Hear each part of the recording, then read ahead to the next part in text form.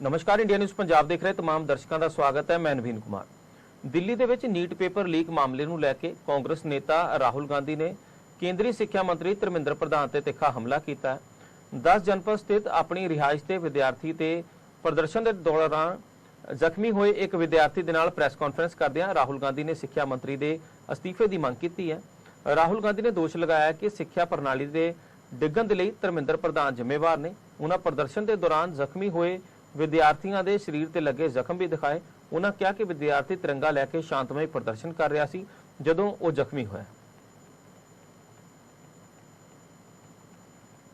नहीं, देखिए, आप बोल रहे हो कि पैलेट गन लगी है, मगर मैं ये समझाना चाहता हूं पैलेट गन कब लगी है। पैलेट गन तब लगी है जब मेरे भाई हिंदुस्तान का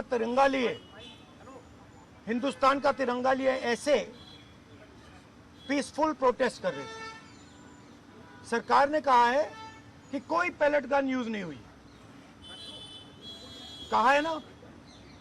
ये देखिए, ये है पैलेट गन, थोड़ा घूम जाए, इसको कहते हैं पैलेट गन, इसको कहते हैं पैलेट गन।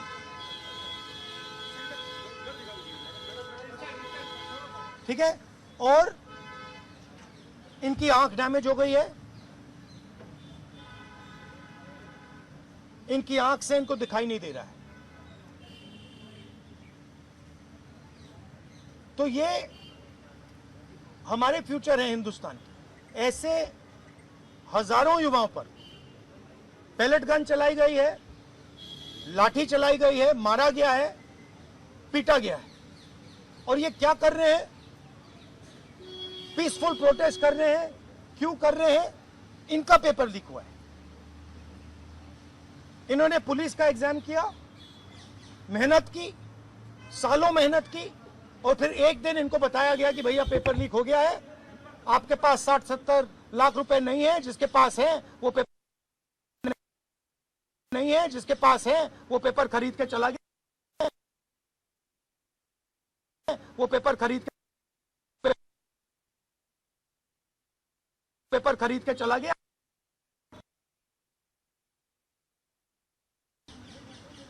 तो सरकार को झूठ बोलना बंद करना पड़ेगा।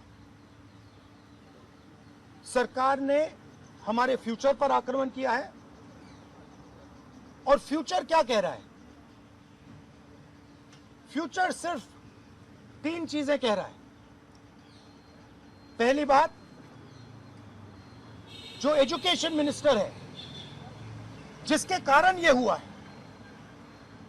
जिसके कारण ये बाहर निकले हैं, पीसफुल प्रोटेस्ट किए हैं, जिसके कारण पेपर लीक हो रहा है,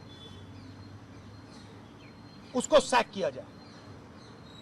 दूसरी मांग कि ये जो हमारे फ्यूचर पे गोली चलाए हैं, लाठी मारे हैं, उन पर कार्रवाई होनी चाहिए।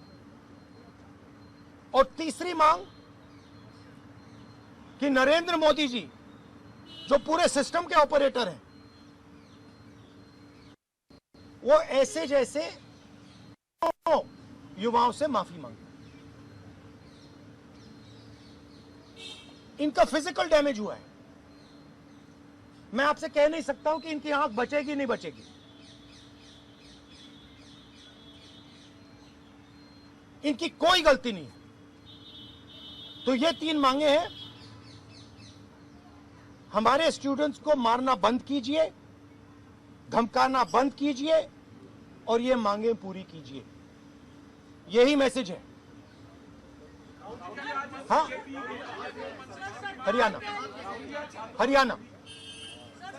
बीजेपी नेता और जो मंत्री गए थे सीजेपी से बात करने, वो कह रहे 2 मांग पर तो सहमति हमारी बन गई है कि जो मुकदमा हुआ उसे दर्ज करने से वापस कर लेंगे और एक्शन भी ले लेंगे, लेकिन जो मुख्य मांग है धर्मेंद्र प्रधान का इस्तीफा, वो कह रहे हैं कल दोपहर में इस पे बात करेंगे। हमने पोजीशन क्लियर कर दी है, स्टूडेंट्स ने पोजीशन क्लियर कर दी है।